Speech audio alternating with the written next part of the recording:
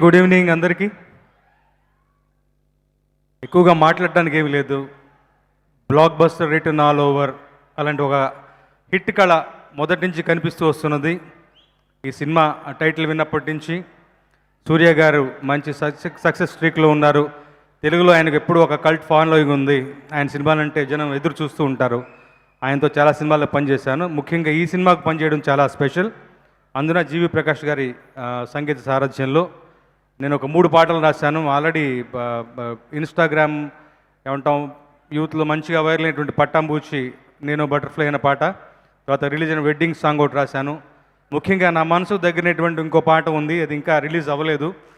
So అది ఒక చిన్న క్లాసికల్ టచ్తో ఉంటుంది. చాలా చాలా ఇష్టంగా ప్రేమించి ఒక 2-3 నెలల పాటు వెంకీ నేను మాట్లాడుకుంటూ ఇది కాదు అనుకుని రాసి చెరిపేసుకుంటూ నిజంగా చాలా ఇష్టపడి ప్రేమగా రాసుకునేటువంటి పాట. అది ఎప్పుడు రిలీజ్ అవుతుందో ఎదురు చూస్తున్నాను.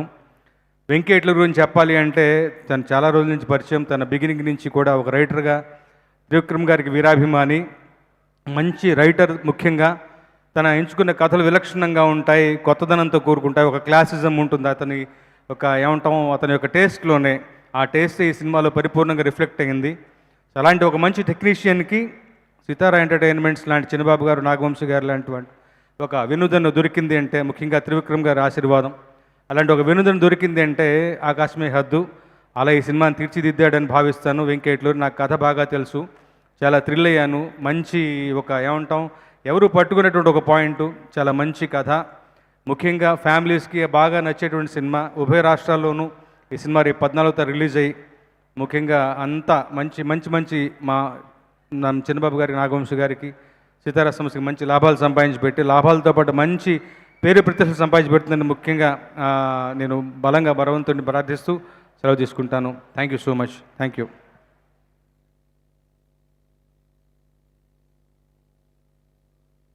సారీ సార్, 6 గంటల్లో అయినా చాలా పెద్ద స్టే చేశారు వీళ్ళు. Thank you so much. Thank you Ramajogi Sastry గారు. అండ్ ఇంకా మీ సాహిత్యం ద్వారా అద్భుతమైనటువంటి తెలుగు అందరూ నేర్చుకోవాలి అని మనస్ఫూర్తిగా కోరుకుంటూ నెక్స్ట్ నేను 2 వ్యక్తులను పిలవబోతున్నాను స్టేజ్ మీదకి. ఒకళ్ళేమో వాళ్ళ ఆటలతో మాట్లాడతారు, ఇంకొకళ్ళేమో వాళ్ళ మాటలతో ఆటలాడుకుంటారు. వాళ్ళిద్దరూ పక్కపక్కనే సోఫా మీద కూర్చొని ఇది మా గురించి అని అనుకుంటూ ఉన్నారు. ఇది వాళ్ళ గురించే. So inviting on stage the fantastic choreographer of నేను బటర్ఫ్లై మన విజయ్ బిన్ని గారు, అండ్ అలాగే మా